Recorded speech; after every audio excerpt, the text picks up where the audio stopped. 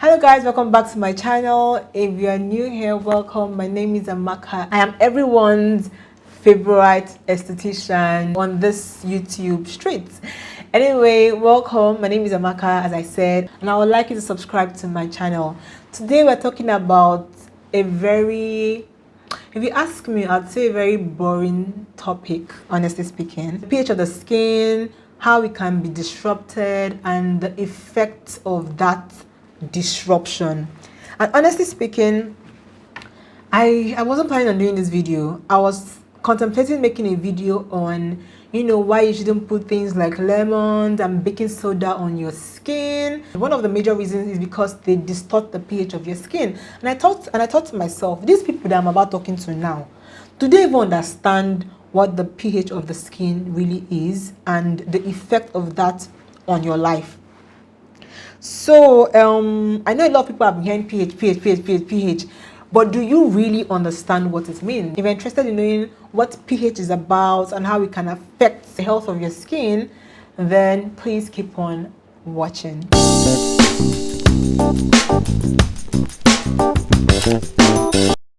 What is pH? Now, the full meaning or the full terminology or the full name is power of hydrogen. Essentially, pH refers to how acidic or how alkaline or basic an aqueous solution is, or an aqueous substance is. When you hear aqueous, you think about aqua, water, a water-based substance is.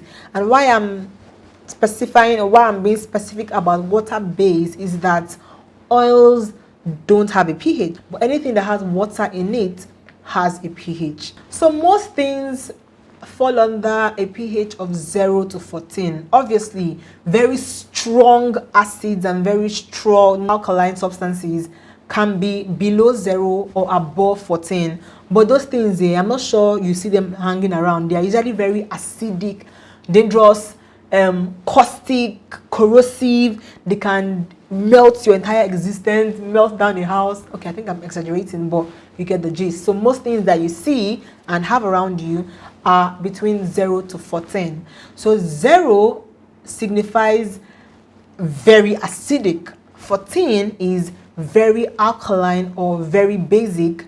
And alkaline and basic, I'll use them interchangeably. Alkaline means basic as well. So acidic, 0 is very acidic, 14 is very alkaline, and 7 is neutral. For purposes of reference, or for reference purposes, the pH of water is 7. So 7 is neutral, is neither alkaline or basic. So from 6 to 0 is acidic, and from 8 to 14 is alkaline. The lower you get in the pH scale, the more acidic something is. So the closer it is to 0, the more acidic something is, and the closer it is to 14, or the higher something is up the pH scale, the more acidic, the more alkaline or basic it is. Let's now talk about the pH of our skin. So our skin, the entire skin from head to toe, is covered with something called our acid mantle, also known as our hydrolipid film, or the hydrolipid film. And the reason for this name is hydro is water, lipid is oil. Now the reason for this hydrolipid film, the why it has that name, is that it is made up of oils and water. Now the water component of it is from our sweat and our natural moisturizing factor in our corneal. That's a long story. And our natural moisturizing factor and lipid component of it is from our epidermal lipids and our sebum, the oils from our sebaceous glands.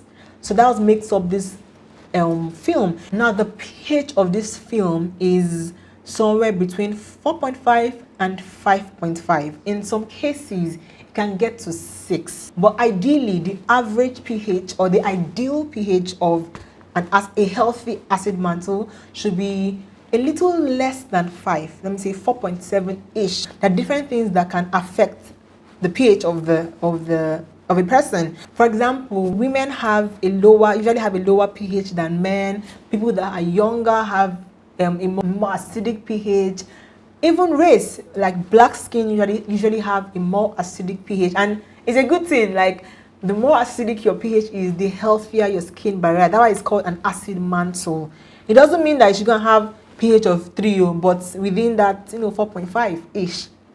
So yeah, also newborns usually have a higher pH, but later it comes down, do you understand, to regular pH. Also the area of your body, now areas where are usually covered, like under your arm, your buttocks, do you get, are usually more acidic, usually have a lower pH than other parts of your body that are exposed to environmental stressors.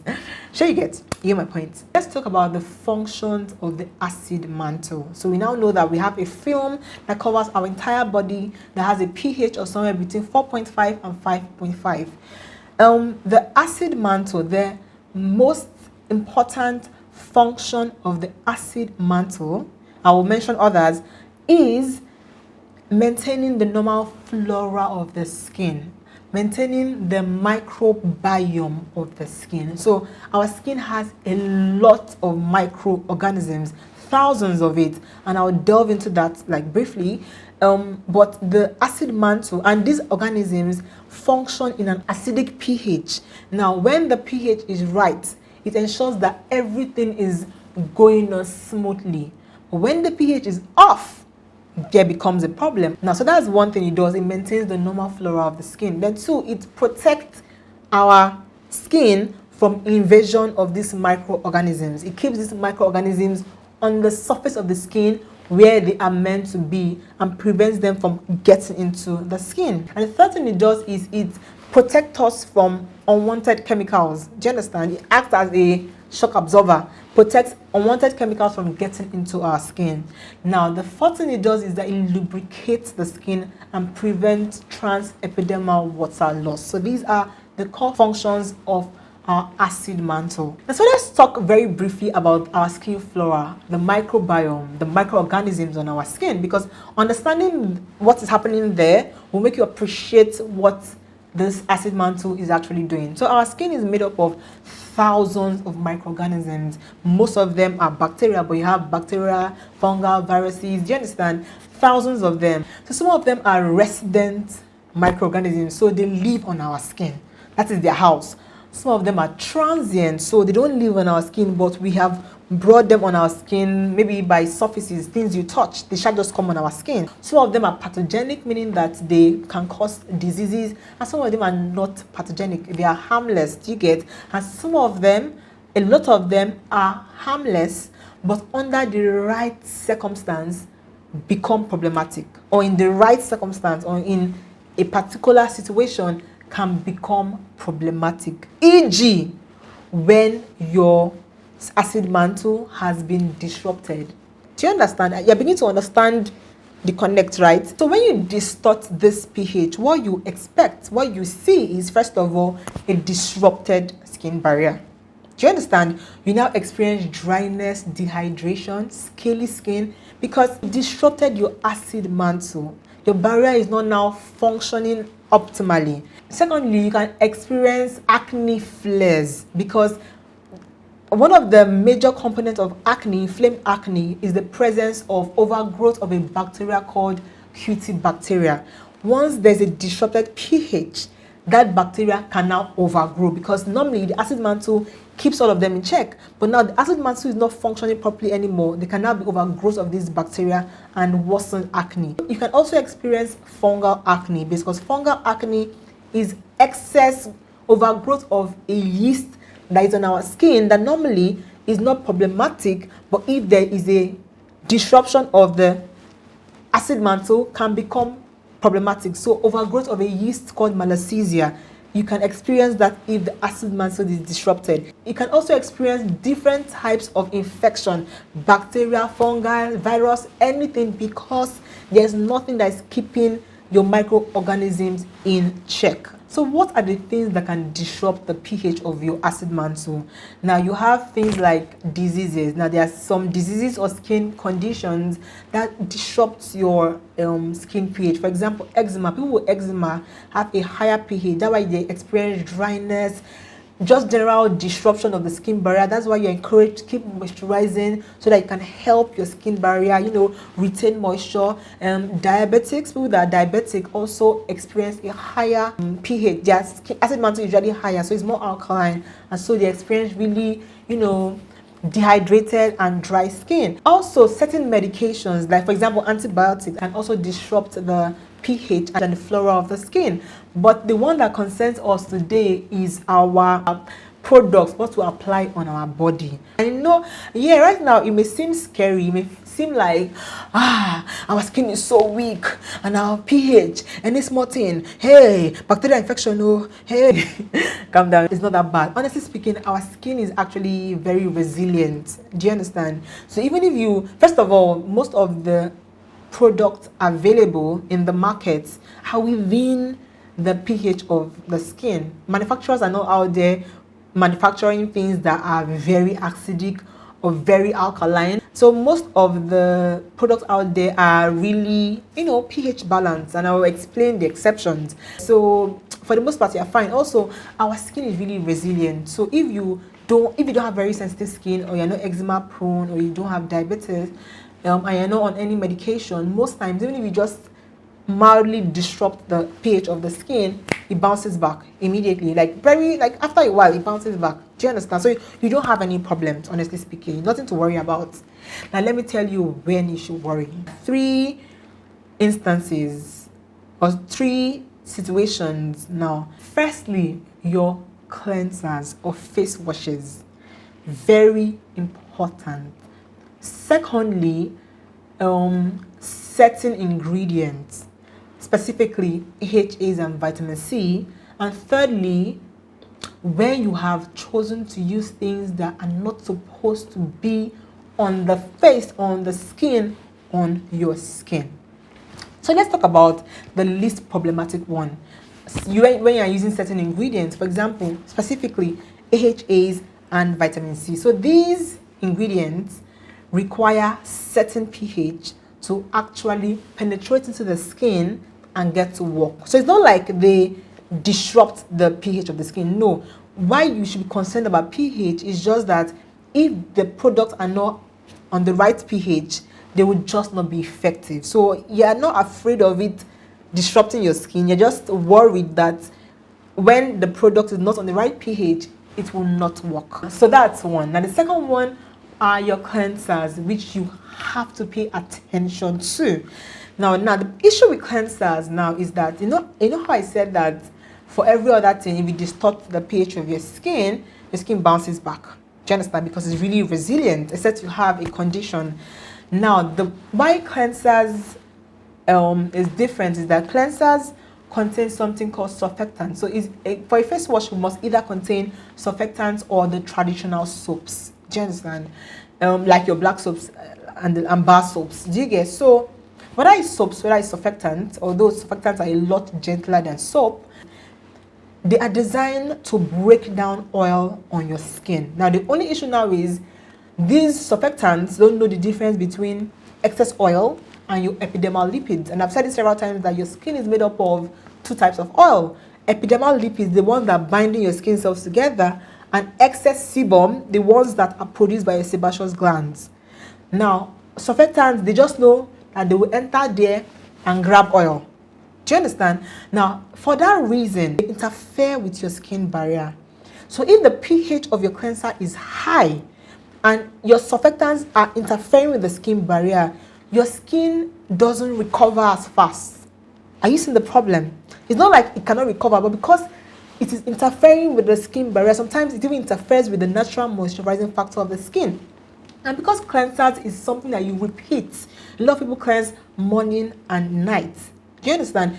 If you have a cleanser that is really alkaline, do you get? And it's because of the nature of cleansers, is disrupting the skin barrier, and you are doing this every morning and night, you can see how that will be detrimental to your skin. Over time, your skin stops being resilient. Do you get? It now struggles to bounce back.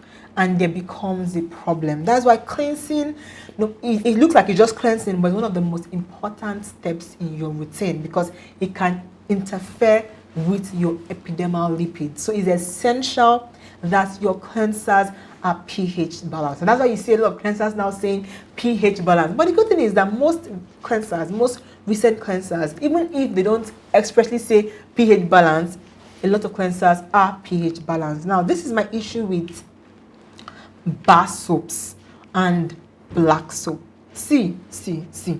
Don't shoot the messenger. I know a lot of you like black soap. I don't have a problem with it, but I'm just going to state something that you should bear in mind. Now, this part of the video is not for people that love it and want to die there and it's okay for them. No, this is for people that are struggling with it but have been told that this is a safer option and are trying their best to tolerate it by fire or by force. Now, black soaps are true soaps. They are not surfactant, they are soaps. And there's a difference between soap and surfactant, although we all call them soaps. Surfactants, can be lowered. Do you understand? They can add buffers and reduce the pH. For soaps are made up of vegetable oil or oils and a very alkaline substance, like it's called lye or potash. Now they put these things together and a chemical reaction happens and there's soap. For soap to work, it has to be at a pH of a minimum of 9.5. You cannot bring it further down, to the best of my knowledge. Do you understand? So soaps are very alkaline. Now this is what will shock you. Now the difference between steps is not double. The difference between steps is times 10.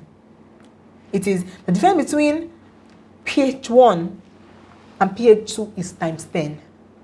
So it's pH 1 is 10 times more acidic than pH 2. pH 1 is 100 times more acidic than pH 3. pH 1 is 1,000 times more acidic than pH 4.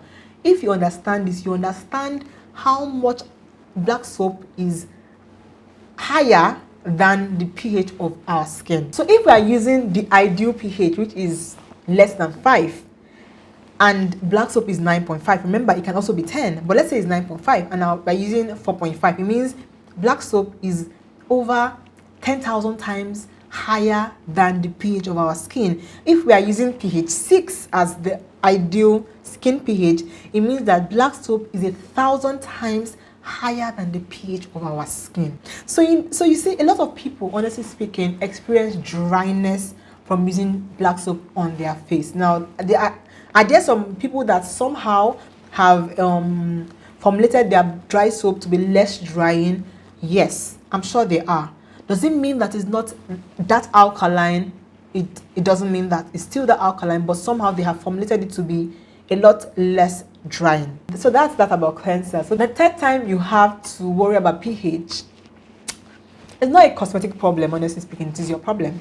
Your problem, YouTube problem, Google problem, is when you decide to use things that are not supposed to be on your skin. Baking soda, lemon. These things are, far away from the pH of our skin and would disrupt your skin barrier. They don't do the things that they told people they do.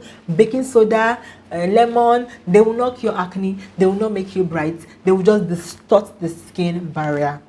So you know what I would do to further put things into perspective too, because all these things now are theoretical. I want to bring you from the realm of theory to real life so you understand what I'm really talking about. So I'll be going from 0 to 14 on the pH scale, and I'll be listing out things that you can relate with, and I'm telling you the pH for you to understand what I'm talking about.